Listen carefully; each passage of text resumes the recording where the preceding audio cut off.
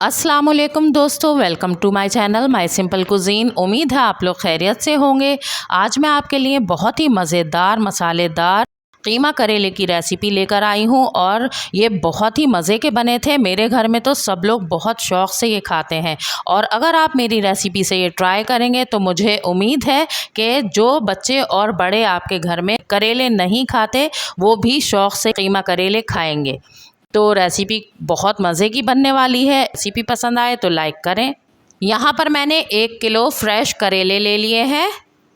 अब करेलों को मैं ऊपर से हल्के हल्के से छील लूँगी। बस हल्के हल्के से ऊपर से छिलके उतार लिए हैं और अब ये देखिए मैंने सारे करेले छील लिए हैं और इनके आगे और पीछे की टिप्स भी निकाल दी हैं।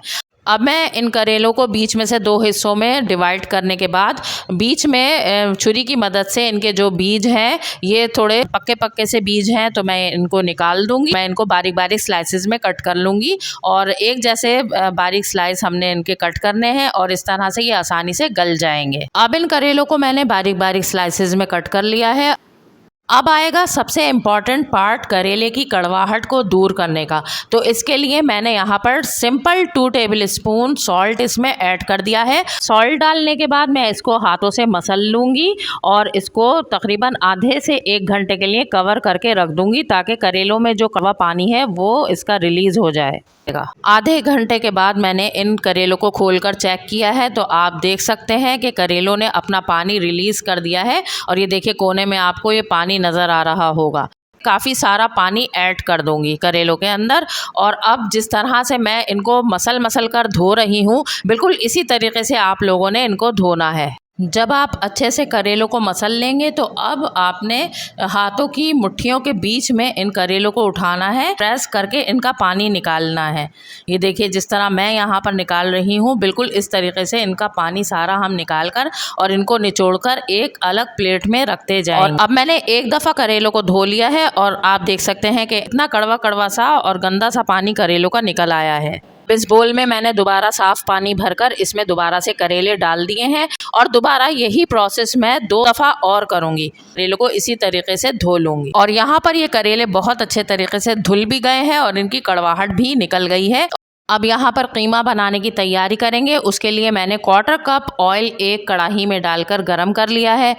इसमें सफ़ेद ज़ीरा 1 टीस्पून ऐड करेंगे, कलौंजी 1/2 टीस्पून, अजवाइन 1/2 टीस्पून। 1 मिनट तक हम गोल्डन होने तक फ्राई कर लेंगे। यहाँ पर इन तीनों में खुशबू आने लग गई है तो 2 टेबल स्पून अदरक और लहसुन का पेस्ट इसमें शामिल करेंगे। तो 1 मिनट तक इनका कच्चापन दूर होने तक फ्राई कर लेंगे। अदरक लहसुन में खुशबू आने लग गई है तो यहाँ पर मेरे पास आधा किलो बीफ का कीमा है, बारीक मशीन से निकला हुआ। इस कीमे को इसमें ऐड कर देंगे और कीमे को 3 से 4 मिनट तक इसका कलर चेंज हो जाने तक भूनेंगे। 3 से 4 मिनट के बाद कीमे का कलर चेंज हो गया है तो इसमें मसाले ऐड करेंगे जिसमें सॉल्ट 1 टीस्पून डाल रही हूँ मैं। सॉल्ट आप अपने टेस्ट के अकॉर्डिंग इसमें शामिल करेंगे। लाल मिर्चों का पाउडर 1 टीस्पून, कुटी हुई लाल मिर्च 1/2 टीस्पून, हल्दी पाउडर 1 टीस्पून, धनिया पाउडर 2 टीस्पून, गरम मसाला पाउडर 1 टीस्पून ऐड करेंगे और इन सारे मसालों को कीमे के साथ अच्छी तरह से 2 मिनट तक भून लेंगे। अभी कीमे में देखिए थोड़ा थोड़ा सा पानी है तो इसी पानी के अंदर कीमे के अंदर ये मसाले भुन जाएंगे।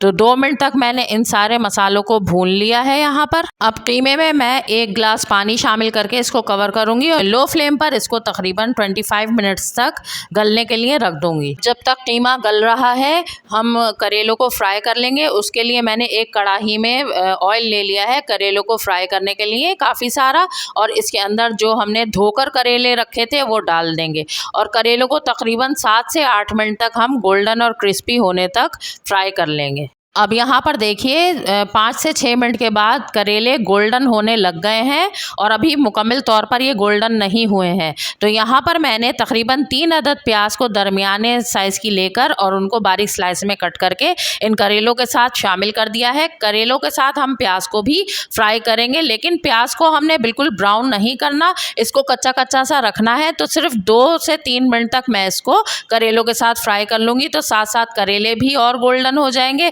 और प्याज भी हल्की गुलाबी सी फ्राई हो जाएगी। 2 से 3 मिनट मैंने इनको फ्राई कर लिया है और प्याज आप देखिए हल्की गुलाबी सी हो गई है और करेले हमारे बहुत अच्छे से गोल्डन से हो गए हैं। और यहाँ पर 25 मिनट्स मैंने कीमे को पका लिया है और कीमा अच्छे से गल चुका है और इसमें हल्का हल्का सा पानी बाकी है। अब जो प्याज और करेले हमने फ्राई किए हैं इनको मैं एक स्ट्रेनर में निकाल लूँगी ताकि इनका जो एक्सेस ऑयल है वो निकल जाए, और इनको मैं साथ साथ कीमे में डालती जाऊँगी। प्याज और करेलों को कीमे में डालने के बाद 1 मिनट तक मिक्स करूँगी और अब इनको कवर करके मैं 5 मिनट के लिए लो फ्लेम पर रख दूँगी ताकि ये अच्छे से करेले गल जाएँ।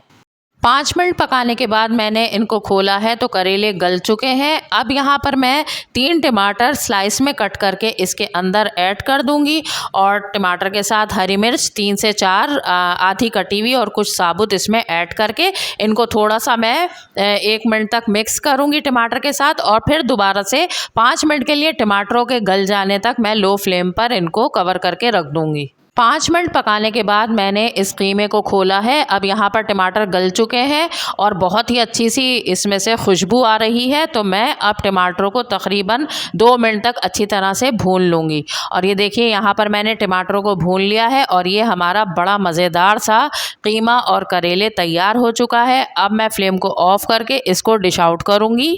तो ये कीमा करेले हमने प्लेट आउट यहाँ पर कर लिया है और बहुत ही अच्छा सा ये मज़ेदार सा बना है और आप लोगों को बहुत पसंद आएगा। आप इसको ज़रूर मेरी रेसिपी से ट्राई कीजिएगा और इसको आप रोटी या चपाती या तंदूरी रोटी के साथ खाएंगे या पराठे के साथ तो बहुत ही मज़े का लगेगा। और जो लोग करेले नहीं खाते वो भी इसको शौक़ से खाएंगे।